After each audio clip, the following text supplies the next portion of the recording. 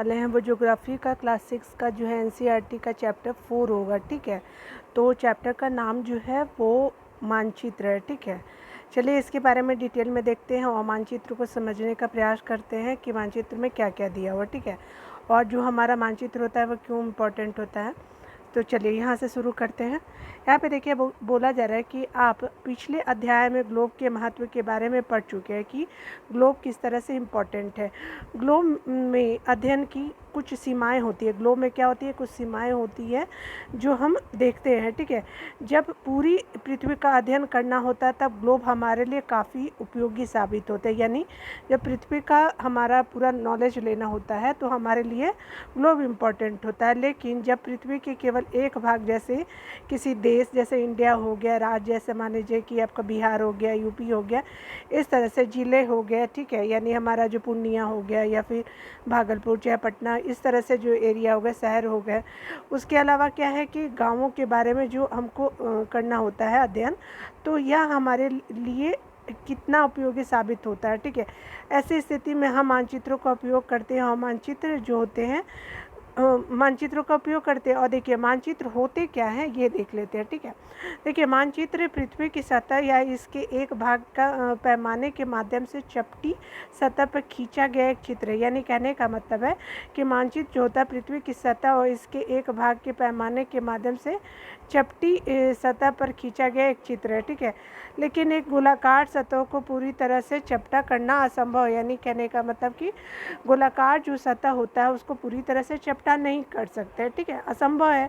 ठीक है, उसी तरह से आपका क्या है कि बोला जा रहा है तो मानचित्र हमारे विभिन्न ज़रूरतों के लिए आवश्यक है। ठीक है, तो देखिए मानचित्र जो है वो एक ही ज़रूरत नहीं, बहुत ज़रूरतों के लिए आवश्यक है। कुछ मानचित्र एक छोटे क्षेत्र को एवं कुछ जो है वो तथ्यों को दर्शाते हैं। कुछ छोटे क्षेत्र हो गया और कुछ तथ्यों को दर्शाते हैं। ठीक है, क्या तो मानचित्र हो गया। देखिए दूसरे मानचित्र में एक बड़ा किताब की तरह तथ्य हो सकते हैं। जब बहुत से मानचित्रों को एक साथ रख दिया जाता है तब एक एटलस बन जाता है। ठीक है, जब बहुत सारे मान लीजिए कि इंडिया का हो गया, फिर से हमारा अमेरिका, चाइना, अदर अलग अलग का जब बन जाता है तो उस तरह से क्या हो गया कि एटलस बन जाता है। ठीक है, एटलस विभिन्न प्रकार के अलग अलग पैमानों से खींची गई मापों का आधारित होती है। ठीक है, यानी जब हम विभिन्न प्रकार के पैमाने का जब खींचते हैं तो ये क्या होता है कि ये एटलस होता है। ठीक है, मानचित्रों से एक ग्लोब की अपेक्षा हमें ज़्यादा जानकारी प्राप्त होती है। यानी मानचित्रों से एक ग्लोब की अपेक्षा यानी ग्लोब से ज़्यादा हमको मानचित्रों से नॉलेज मिलता है। ठीक है, जानकारी हमको मिलती है। ठीक है, आगे देखते हैं यहाँ पे क्या बोल रहा है। तो मानचित्र विभिन्न प्रकार के होते हैं। ठीक है, और मानचित्र एक ही तरह के नहीं होते हैं, बहुत तरह के होते हैं, नीचे वर्णित किया गया है। ठीक है, देखते हैं आइए। यहाँ जैसे हम लोग जैसे बहुत सारे स्टूडेंट पूछते हैं कि मैम भौतिक मानचित्र क्या होता है, राजनीतिक क्या होता है, उसके अलावा भी पर्वत का जो एरिया होता है यानी भौतिक में ही वो आ जाता है। उसके अलावा जो है आप देखिए इस तरह से आपका थीमेटिक मानचित्र क्या होता है, इस तरह से क्या क्या बोलते हैं। तो चलिए उसको देख लेते हैं। देखिए एनसीईआरटी जब मेंस हम लोग लिखते हैं ना तो उसमें बहुत ही मतलब काम करता है। ठीक है, अगर मान लीजिए कि आपसे पूछ देगा कि भौतिक मानचित्र किसको कहते हैं तो आप क्या लिखेंगे उसके लिए। तो देखिए भौतिक मानचित्र जो होता है तो पृथ्वी की प्राकृतिक आकृति की मतलब व्याख्या करता है। जैसे प्रकृति में क्या होता है, पर्वत होते हैं, पठार होते हैं, मैदान होते हैं, नदियाँ होती है और महासागर होते हैं इत्यादि को दर्शाने वाले मानचित्रों को भौतिक या उच्चावच मानचित्र कहते हैं। यानी भौतिक बोल लीजिए या उच्चावच मानचित्र कहा जाता है। ठीक है, तो इस तरह से आप भौतिक मानचित्र को प्रदर्शित कर सकते हैं। ठीक है ना। चलिए देखिए मैं आपको एक चीज़ बोलना चाहूँगी, अगर आपको मेरा पढ़ाना अच्छा लगता है तो प्लीज़ आप हमारे चैनल को सब्सक्राइब कर सकते हैं। ठीक है, और लाइक शेयर या कोई भी आप अगर सुझाव देना चाहते हैं तो प्लीज़ आपका मैं स्वागत करती हूँ। ठीक है, और जितने भी चीज़ों को मैं ऐड करना होगा तो मैं ज़रूर आपको प्रोवाइड करूँगी। ठीक है, तो आप बस इसी तरह से मेरे चैनल को सपोर्ट करते रहिए। ठीक है ना। चलिए आगे देखती हूँ यहाँ क्या बोला जा रहा है। तो राजनीतिक मानचित्र है। ठीक है, मानचित्र में क्या होता है राजनीतिक वाले में, जैसे राज्य हो गया, फिर नगर हो गया, शहर हो गया, गांव हो गया। जैसे मान लीजिए आप किसी राज्य के बारे में कैसे जानेंगे, तो राजनीति के बारे में, नगरों के बारे में, शहरों के बारे में और विश्व के विभिन्न देशों और राज्यों के बारे में और सीमाओं को दर्शाने वाले जो मानचित्र होते हैं उनको राजनीतिक मानचित्र कहा जाता है। ठीक है, तो इस तरह से राजनीतिक मानचित्र को हमने देख लिया। उसके अलावा देखिए थीमेटिक क्या होता है कि कुछ मानचित्र विशेष जानकारी प्रदान करते हैं। आप देखिएगा एक चीज़ आप देखते होंगे, जब कभी कभी आप सड़क पे जाते होंगे तो एक एरो वगैरह बना होता है ना, तो पेड़ वगैरह रहता है, सड़क का मानचित्र रहता है, उसी तरह से वर्षा मानचित्र रहता है, वन वाला। तो वही जो होता है ना वो हमारा थीमेटिक मानचित्र होता है। यानी सड़क मानचित्र हो गया आपका, जैसे मान लीजिए कि हमको वन का एरिया दिखाना, उद्योग का एरिया दिखाना, कहीं कहीं इंडस्ट्रियल लिखा रहता है ना, तो आपका जैसे बिल्डिंगें बनी रहेगी तो वो उद्योग को दर्शाता है, पेड़ वाला वन को, और वर्षा वाले मानचित्र बनाए जाते हैं। ठीक है, मतलब एक तरह का पैटर्न बना दिया जाता है। ठीक है ना। चलिए, आदि के वितरण दर्शाने वाले मानचित्र इत्यादि, इस प्रकार के मानचित्र को थीमेटिक मानचित्र कहते हैं। किसको कहते हैं? तो थीमेटिक मानचित्र में, जिसमें सड़क मानचित्र, वर्षा मानचित्र और विशेष जानकारियाँ जो मिलती है। अगर किसी मानचित्र में विशेष जानकारियाँ दी जाती है और इन सब का अगर वर्णन कर देते हैं तो वो थीमेटिक मानचित्र होता है। ठीक है। चलिए, इन मानचित्रों में दी गई सूचना जो होती है के आधार पर उनका उचित नामकरण किया जाता है। जैसे कहने का मतलब है कि 3 घटक होता है मानचित्र के, ऐसे मानचित्र जो थीमेटिक मानचित्र के 3 घटक होते हैं। ठीक है, यानी कहने का मतलब है कि आपको दूरी भी दर्शा सकता है, दिशा भी बता सकता है। देखते नहीं है आपका जो लेफ़्ट राइट करके नॉर्थ साउथ इस तरह से बना रहता है। ठीक है, या फिर मान लीजिए कि गोल बन गया, इस तरह से करके बना देते हैं। ठीक है, डिस्टेंस भी बता देते हैं। उसके अलावा प्रतीक हो गया, तो ये सब जो होते हैं वो थीमेटिक के एग्जाम्पल है। ठीक है। चलिए, अगला यहाँ पे क्या, दूरी देखिए। दूरी क्या होता है? तो मानचित्र एक आरेखन होता है। मानचित्र क्या होता है? एक आरेखन होता है जो कि पूरे विश्व या इसके एक भाग को छोटा कर कागज़ के एक पन्ने पर दर्शाता है।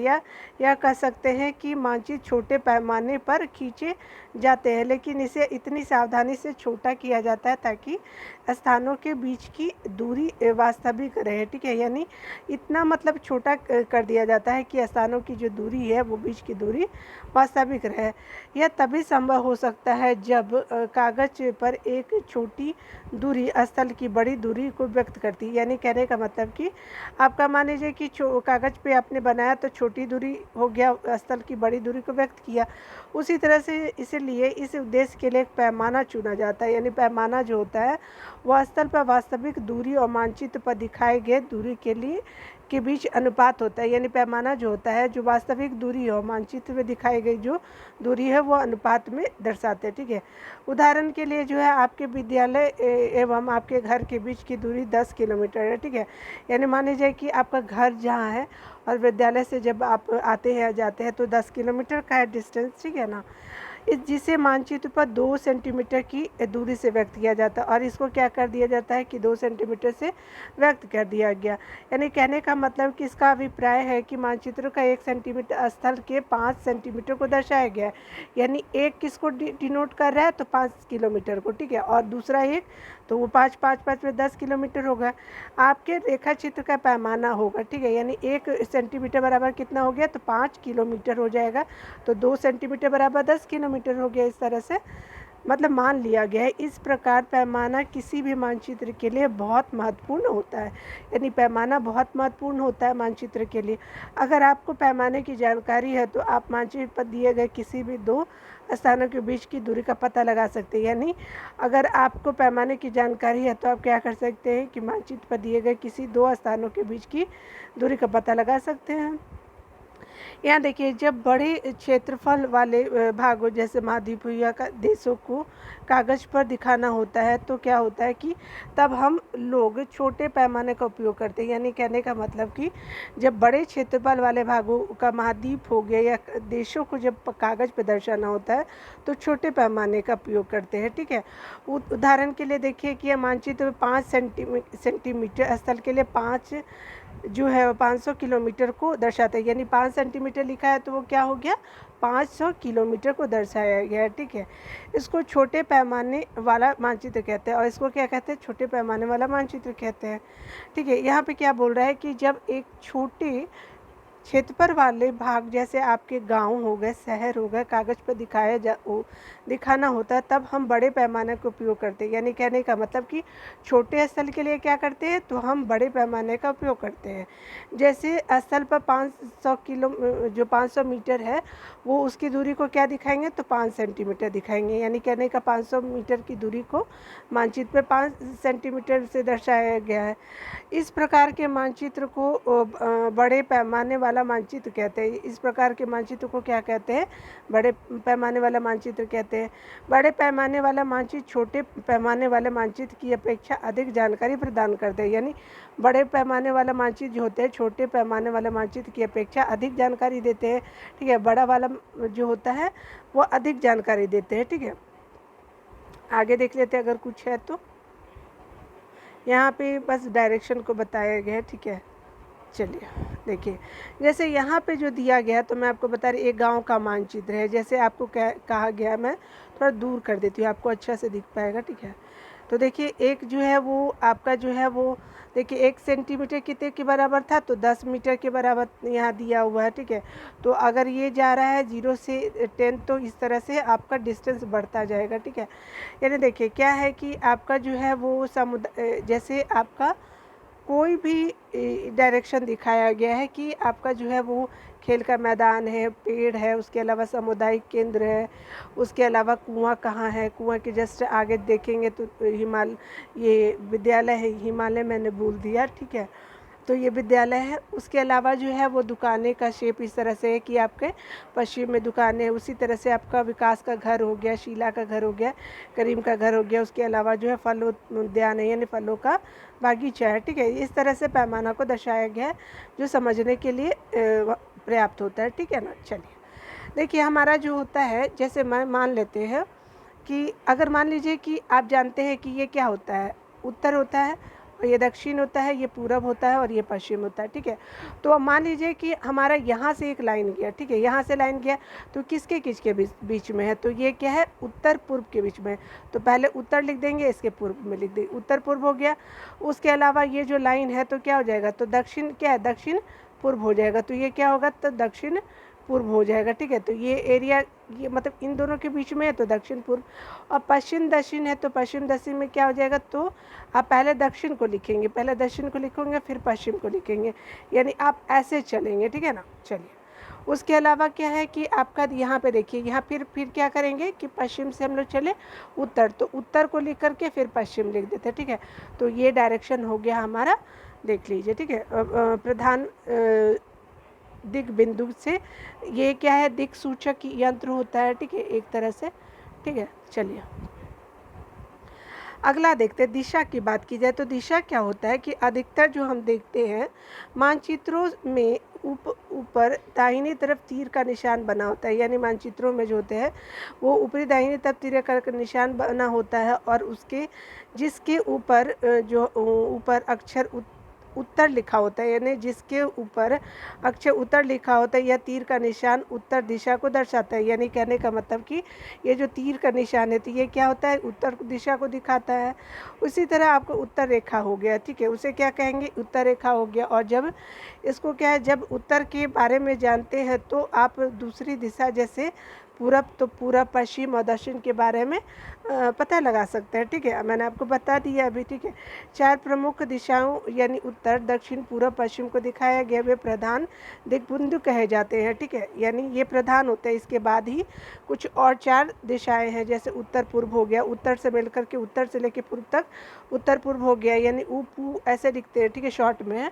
दक्षिण पूर्व जो हो गया, यानी द पू ऐसे लिखेंगे। दक्षिण पश्चिम है तो द पर लिखेंगे ऐसे शॉर्ट में, फिर उत्तर पश्चिम है। ठीक है, इन बीच वाली दिशाओं की मदद से किसी भी स्थान की सही स्थिति का पता लगाया जा सकता है। ठीक है, जैसे यहाँ पे दिखाया गया, निम्नलिखित दिशाओं का पता लगाइए। विकास के घर से सामुदायिक केंद्र और खेल के मैदान की दिशा की बात की जा रही है, या दुकानों से विद्यालय की बात की जा रही है। यानी विकास के घर से सामुदायिक केंद्र और खेल के मैदान की दिशा की बात की जा रही है, और दुकानों से विद्यालय की दिशा की बात की जा रही है। ठीक है, दुकान से विद्यालय की दिशा की बात की जा रही है। ठीक है, चलिए 4.1 में बताया गया था जो अगला देखिए यहाँ पे क्या बोल रहा है, तो कह रहा है कि हम दिक्सूचक की सहायता से किसी स्थान की दिशा का पता लगा सकते हैं। यह एक यंत्र है जिसकी सहायता से कुछ मुख्य दिशाओं का पता लगाया जाता है और इसकी चुंबकीय सुई की दिशा हमेशा उत्तर दक्षिण दिखाती है, यानी देखिए ऐसे दिखाएगा।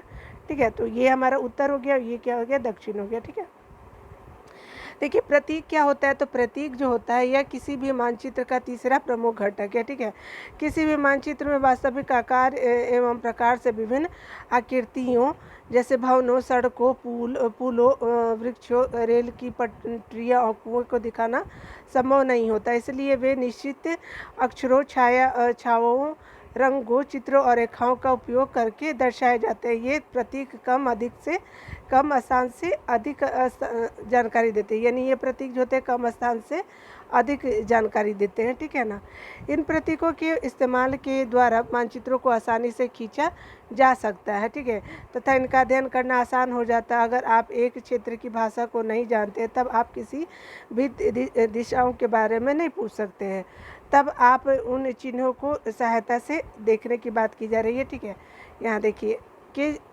द्वारा मानचित्रों से जानकारी प्राप्त कर सकते हैं। मानचित्रों की एक विश्वव्यापी भाषा होती है जिसे सभी आसानी से समझ सकते हैं। ठीक है, इन प्रतीकों के उपयोग के संबंध में एक अंतर्राष्ट्रीय सहमति है और ये रूढ़ प्रतीक कहे जाते हैं। ठीक है, ये क्या होता है, रूढ़ प्रतीक होते हैं। कुछ रूढ़ प्रतीक जो होते हैं चित्र 4.3 में दर्शाए गए हैं। विभिन्न रंगों का उपयोग भी इसी उद्देश्य से किया जाता है। उदाहरण के लिए जो नीले रंग का प्रयोग जलाशय के लिए होता है, नीला। भूरा जो होता है पर्वतों की, ये पूछता भी है भूरा किसके लिए, तो पर्वतों के लिए होता है। पीला पठारों के लिए होता है और हरा जो होता है मैदानों को दर्शाने के लिए होता है। तो याद रखिएगा ये सब चीज़ों को। ठीक है ना, चलिए ऊपर में कुछ चीज़ें हैं तो देख लेते हैं। ये देखिए हमारा पूरा आप देख लीजिए कि कौन कहाँ है, स्कूल कहाँ है, डुमरी, उसके अलावा बसंतपुर स्कूल का नाम है, नदी कहाँ बह रही है, विद्यालय कहाँ है। ठीक है, अगला देखते हैं। देखिए ये मैं आपको बता देती हूँ, अगर मान लीजिए कि रेलवे लाइन का जो देखते हैं, बड़ी लाइन, मीटर लाइन और रेलवे लाइन है, तो ये बड़ी लाइन है, ये क्या है, मीटर लाइन है, और ये रेलवे स्टेशन है। ठीक है, पक्की और कच्ची है, तो ये क्या है, पक्की को दर्शा रहा है, ये कच्ची टूटी फूटी कच्ची होती है। ठीक है, तो ये हो गया। सीमा क्या होता है, तो सीमा आपका राज्य का हो सकता है, जिला का हो सकता है, अंतर्राष्ट्रीय हो सकता है। तो देखिए अंतर्राष्ट्रीय, फिर आपका जो है राज्य हो गया, फिर जिला हो गया।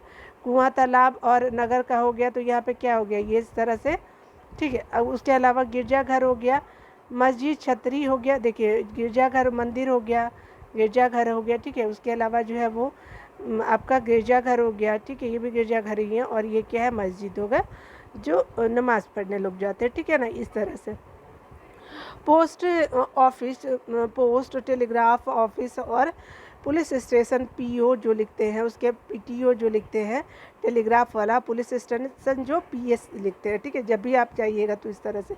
कब्रिस्तान और आपका बस्ती जो होता है, देखिए कब्रिस्तान जो होता है, बस्ती इस तरह से बना होता है, घर का साइन होता है। पेड़ और घास जो होते हैं देख लीजिए। ठीक है, तो बड़े पेड़ हो गए और घास छोटे छोटे हो गए। ठीक है, चलिए आगे देख लेते हैं थोड़ा सा, रेखा चित्र को देख लेते हैं। ठीक है, यहाँ पे देखिए, यहाँ पे बोला जा रहा है, तो कह रहा है रेखा चित्र क्या होता है, तो क्या होता है कि रेखाचित्र एक आरेखन है। ठीक है, रेखाचित्र क्या एक आरेखन है जो पैमाने पर आधारित न होकर के याददाश्त और स्थानीय प्रेक्षण पर आधारित होता है। ठीक है, कभी कभी किसी क्षेत्र के एक कच्चे आरेखन की आवश्यकता वहाँ के एक स्थान को दूसरे स्थान के सापेक्ष दिखाने के लिए होता है। ठीक है, मान लीजिए कि आप अपने घर मित्र के घर जाना चाहते हैं। ठीक है, और क्या हो रहा है कि आपको जानकारी नहीं है, तो आप क्या करेंगे, जैसे गूगल मैप कैसे डायरेक्शन दिखाता है। ठीक है, तो वही आपको यहाँ पे भी है, तो बताने की एक अच्छा आरेखन किया जाता है कि ठीक है, मतलब ये आपको नॉर्मल नहीं होता, पेपर पे कर लेते हैं, और जिससे कि हमको पता चल जाता है कि हमको कहाँ कहाँ टर्न लेना है और कहाँ पे किसका घर है। ठीक है, इस प्रकार कच्चे आरेखन को बिना पैमाने की सहायता से खींचा जाता है, कच्चा आरेखन। ठीक है, यानी इस पर कोई लिमिटेशन नहीं होता है। इसे रेखा चित्र मानचित्र कहते हैं, रेखा चित्र मानचित्र ऐसे कच्चे आरेखन को कहा जाता है। ठीक है, अगला देखिए, खाका जो बोला जाए, तो खाका क्या होता है, यहाँ पे बोला जा रहा है एक छोटे क्षेत्र का बड़े पैमाने पर खींचा गया जो होता है, यानी कहने का मतलब कि छोटा क्षेत्र है लेकिन बड़े पैमाने पर खींचा गया है, रेखाचित्र खाका कहा जाता है। ठीक है, एक बड़े पैमाने पर मानचित्र से हमें बहुत सी जानकारी प्राप्त होती है, लेकिन कुछ ऐसी चीज़ें होती है जिन्हें हम कभी कभी जानना चाहते हैं, जैसे किसी कमरे की लंबाई चौड़ाई, जिसे मानचित्र में नहीं दिखाया जा सकता। ठीक है, उस समय हम लोग बड़े पैमाने वाले एक रेखाचित्र खींच सकते हैं, जिसे जो है वो खाका कहा जाता है। ठीक है, तो इस तरह से जो है वो सारे चैप्टर जो है, ये वाले चैप्टर भी आपकी कंप्लीट हो गई है। ठीक है, तो इस तरह से आपका चैप्टर कंप्लीट करा दिया है मैंने। ये चैप्टर का नाम कौन सा है, तो आपका चैप्टर 4 हो गया। ठीक है, तो आपको अगर मेरा वीडियो अच्छा लगता है तो प्लीज़ लाइक शेयर और सब्सक्राइब कर सकते हैं। तो वीडियो देखने के लिए बहुत बहुत थैंक यू। Take care.